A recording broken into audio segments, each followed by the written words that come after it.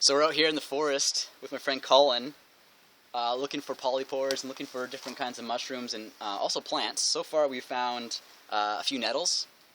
What did we find? Mint. Wild mint. But it could have been from a garden and it just spread.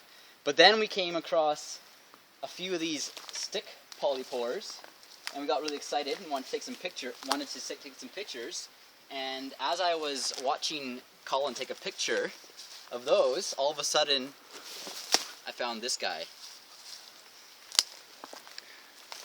which is a I like to call them lava rock mushroom.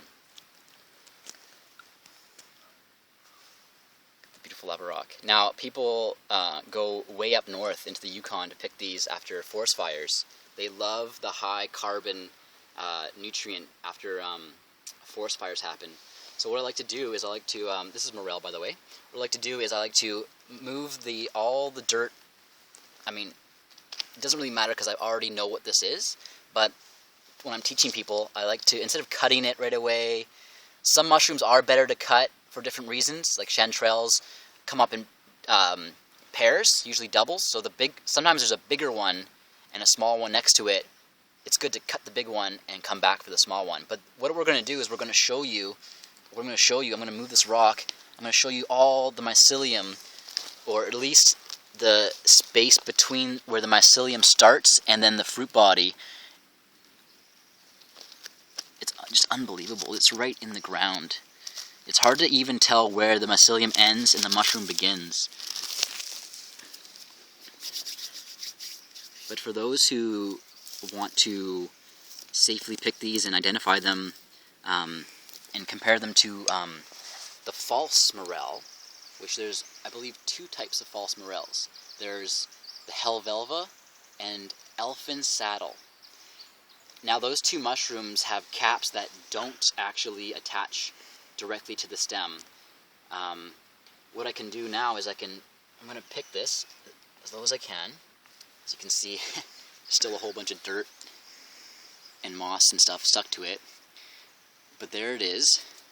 Now what I'll do is I'm going to cut it to show you how it's hollow. Maybe I'll cut it again closer to the cap. So I've just cut it 3 times. Now what I'm going to show you is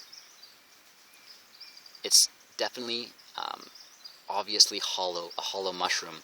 And as you can see, the stem is attached to the cap very distinctively, whereas the other mushroom, the stem goes up and the cap sort of sits on top of it and you got this kind of loop. It's hard to explain, but what I'll do is I'll cut this mushroom in half to show you. Now it's obviously hollow. So the other false morel, the stem goes up, high up, curls over, and then attaches to the cap, instead of this really direct stem to cap. So this is a brown morel. You can see it's kind of, what is that? Is that like it going bad? It looks like a bug got in there. Yeah, maybe a bug got in there. Latin name Morchella, and one of the most sought after, prized wild edible culinary.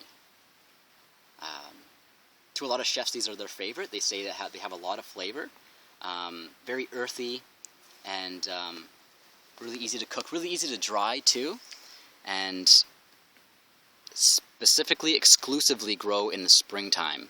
I don't know of any morels grown in the fall, and they love to grow after forest fires.